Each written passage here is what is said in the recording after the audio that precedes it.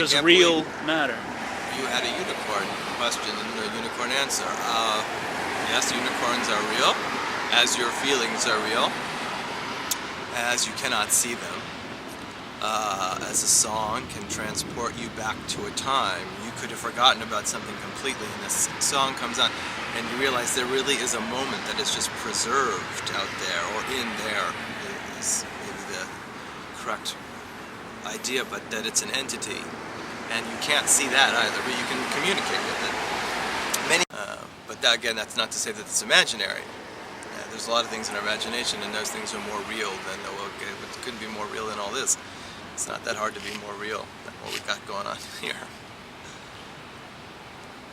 How can one, as you put it, be other? Well, really, we're all other.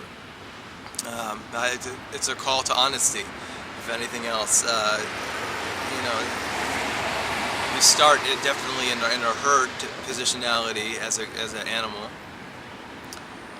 But that's not the aspiration. I mean, if there's a sense of purpose, your developmental process is such that you have to reach individuation, which is what everyone at this stage is dead set. Okay, everyone has always been dead set against individuation. They like that comfort of the herd, but that's where we're kind of going, hopefully, away. Everyone who has really made a difference, a really substantial shift, whether in consciousness or, you know, whether it's Edison saying, I want a light bulb, or, you know, anything that anyone thought was freaky, getting on the moon, creating a plane, the world is not flat, it's round, these things that everyone thinks are crazy, they're all aberrant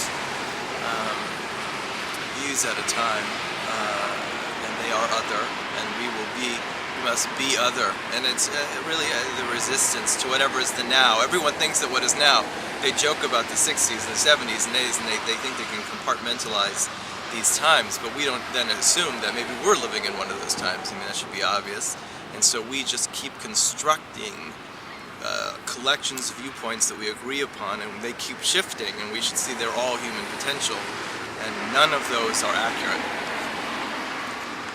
Beings not comprehending about outer space, and what's its future relationship to humanity, do you think? Where do you think outer space is going to fit in for us in the future?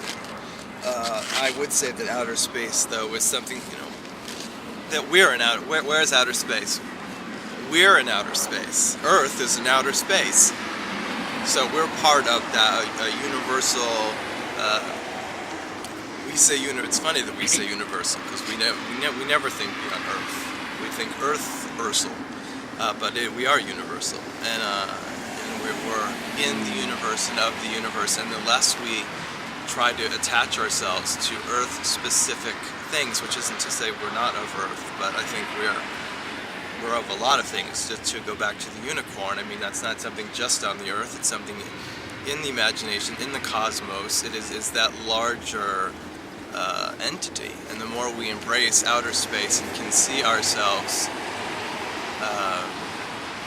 you know, from an alien perspective, I think we give ourselves permission to embrace the other, and it's a territory. You open that up, and you're like, wow, I can move into that room, and I can move into this room, and the more we keep localized viewpoints, that just limits our perspective on what we can be, and that's just not that exciting.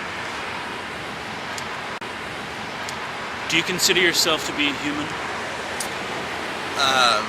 I'm alien, first and foremost, but yeah, Earth, being of Earth, is one dimension.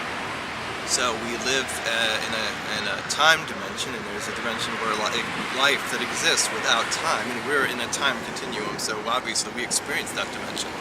We experience the aspects of Earth, the temperature, the weather, the materials that we have here, the colors that we have here.